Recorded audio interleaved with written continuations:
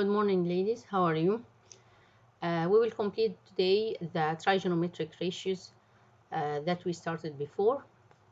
And as I told you, we have a certain rule we have to apply it when I'm going to ask you to find a certain value or a certain ratio for a right triangle. So the restriction here, or the condition that you have only, is right triangle. So if we didn't have a right triangle, you can't apply the ratio for the trigonometric function. And by the way, you have to know the rules for sine, cosine, and tan as your name. I'm so sorry to say that, but it's very important for you. So number one, we revise again the sine rules. It is the opposite side length divided by the hypotenuse, and cosine, it is the adjacent side length divided by hypotenuse length, and then tan is equal the opposite side length divided by the adjacent. This is the essential rules for the trigonometric functions. And we have many type of question. Number one, I may give you all the three sides length and ask you to give me the value for sine a certain value, or sine a vertex of any angles of the triangle, or cosine or tan. So the first type, I give you the all side length and ask you about sine, cosine or tan. This is the first type. What is the second type of question? I may give you only one side and one angle. But before we start solving this question, let me ask you, if we have only two sides in any right triangle, how we find the third side? Yes, well done. We apply Pythagorean theorem. What's a Pythagorean theorem? If you have the hypotenuse square is equal the first leg square plus the second leg square. This is Pythagorean theorem. So if we have any side unknown, we can get this side by using Pythagorean theorem. But the condition here that we have two side length and we can find the third side. But what about if we have only one side and one angle, like here in Gothic number 2? How we solve this one? We can use the sine or cosine or tan, the trigonometric function, to solve this one. How? So now here I have here for A, Gothic 2A, I have the length of the hypotenuse is equal 17, and I have the measure of this angle is equal 54. What is W? W is the opposite side for the angle 54. So we can say that the sine of 54 is equal to the opposite side divided by the hypotenuse. This is the definition for the sine function. So it will be sine 45 is equal W, it is the unknown side or the required side, divided by 17, the hypotenuse. Then we can say W is equal sine 54 multiplied by 17. How? Using cross product. If we use the cross product, we can find that W is equal the multiplication of sine 54 times 17, which is equal 13.8.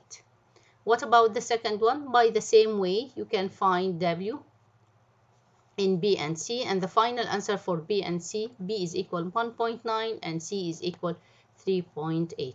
This is the second type of question. I give you only one side and one angle and ask you about the other side or the other leg or the hypotenuse maybe. So we apply only the rule.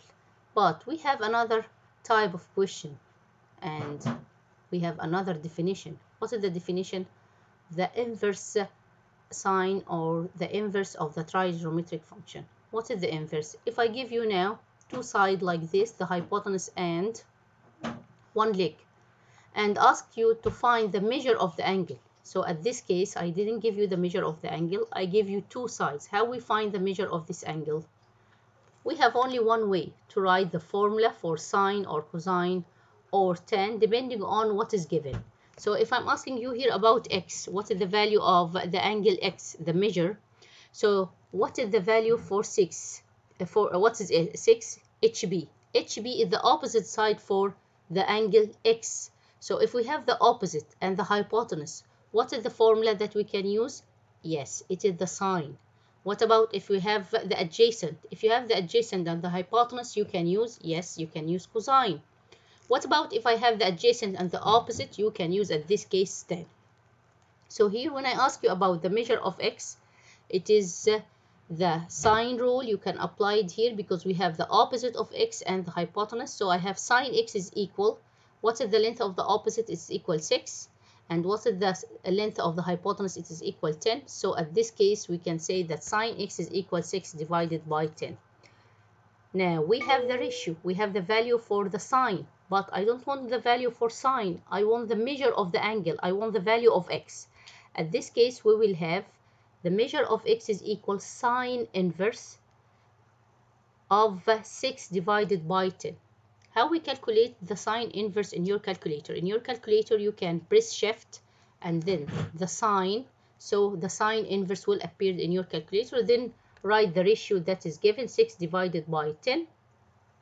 Press equal, it gives you the measure of x. And remember, you have to be sure that your calculator on the system degree, not radian, because if it is radian, you will have a different values. We will study radian sooner, inshallah. So now I have the measure of x is the sine inverse of 6 over 10. Now, what about if I have the adjacent? In the same way, I will write, instead of sine, I will write cosine. Cosine x is equal to the adjacent divided by the hypotenuse. And then on your calculator, you will have shift, then cosine. It will give you cosine inverse. Then you can find the value of the angle or the measure of this angle. Now let's go to solve got it number 3. What is got it number 3? Here I have here this figure BTY. We have the length of one leg is equal 100 and the length for the other leg is equal 41. And what is required? Required the measure of the angle y to the nearest degree. So you have to get the value here as a decimal number and then make rounding to find to the nearest degree. Now, what is suitable here to use it? I have to use sine or cosine or tan. What is given here? For the angle y, I have the adjacent side and I have the opposite side. What about the hypotenuse? It is not given.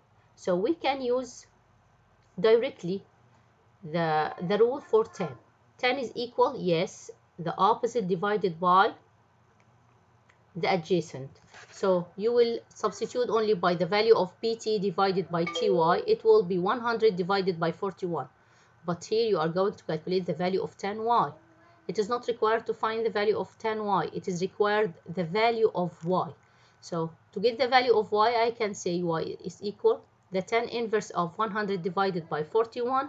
Using a calculator, press shift tan, then write in between the brackets 100 divided by 41, then close the brackets in your calculator, then press equal, it will give you 68. Do we have another way to solve this question? Yes, we have another way. What this way? It may be longer than this one, but is easier. Now I have two sides.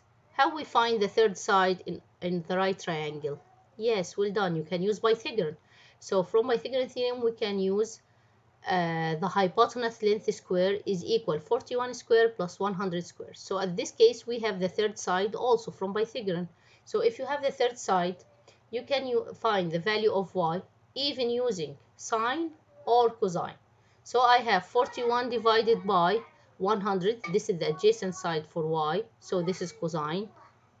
By using cosine inverse, you can get the value of y, or by using the sine inverse. So I have here 100 is the opposite side for the angle y. We will divide it by the hypotenuse and then find the sine inverse to get the value of y. So you have many ways here to solve this question, but this is the shortest one.